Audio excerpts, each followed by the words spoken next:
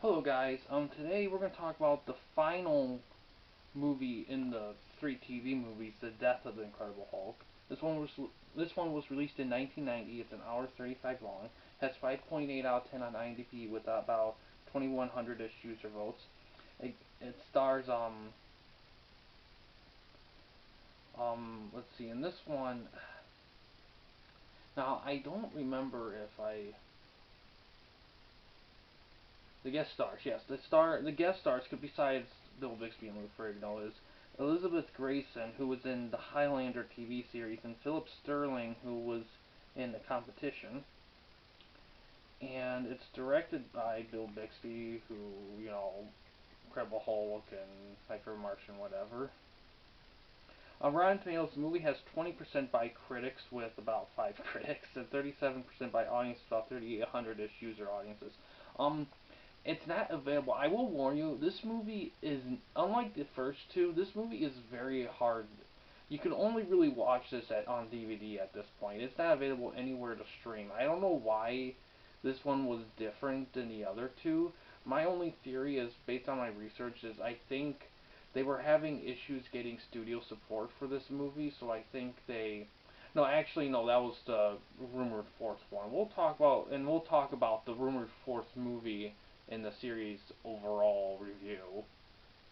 But yeah, this movie was released on DVD in 2003. So, to be honest, out of the three movies, this one feels the most like the TV series in terms of tone. The first two kind of were more like, hey, superheroes are kind of getting popular-ish. Let's see what we can do with it. And they did Thor and Daredevil, and it was done well. I enjoyed it, but tone-wise, they weren't quite like the Hulk show. This one is. Talks. This one's a bit more has talks more about important topics and in tone and stuff. I will say so. Here, originally for this movie, they were gonna have Iron Man and Black Widow be the guest heroes. Iron Man got cut. Black Widow got cut. However, they created a Black Widow-like character for this, and my God, they might as well have just called her Black Widow because she doesn't have costumes, but she has all these clothes that I remember seeing in Black Widow one shot in the comics, like old school comics. They have her in those clothes. I'm like, that's what Black Widow would have worn. I mean, you might as well have called her Black Widow. I mean, she was good at Black Widow. The only thing with her, she was kind of more of a spy-ish. Fighting skill-wise, she wasn't like super great. She was good, but she wasn't like she was more of a spy kind of thing, which is fine.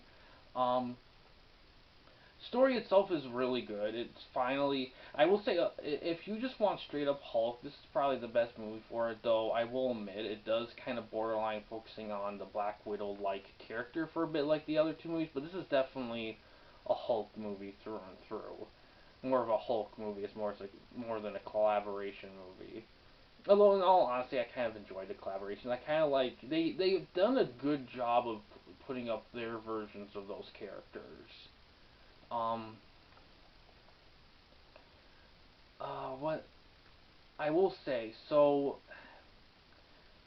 the so-called death of the Hulk, it's kind of a lot of fans when this was came out, it was kind of up for a thing because what how the Hulk gets it is it doesn't quite follow how strong the Hulk's been established. But in all honesty, I mean, so many episodes, so much of this and that. They never really in the show defined how strong he was specifically. It was never really tested. Um, Speaking of which, the Hulk himself looks fucking awesome in this movie. The Hulk in these TV movies looks so cool. Like in the show, he looked good for the time too. But man, when they added all that polishing up and everything, it was just so cool. Um, But man, I will say this. I don't want to really say anything on ending for spoilers, but God, it leaves an emotional impact. Um but yeah, overall the movie is good. It's kind of more on the spy thriller front as opposed to just straight out action. There is action, don't get me wrong. There is plenty of it, but it's the first two you see Hulk fight more people. I don't know if he fights. He doesn't. He does fight people, but it's, I don't know. This one feels more, definitely feels more like the David Swan song. This was just kind of, so basically, so yeah. Overall, this is a really, it's a, I think it's a good conclusion, but man, it's so hard to talk about this movie without spoiling everything because the ending really makes the film. Um, I don't. The only thing I wish they did is I kind of feel like it it's a very emotional ending. There's other things I could think on my head that I think they could have done that would have been also awesome endings, but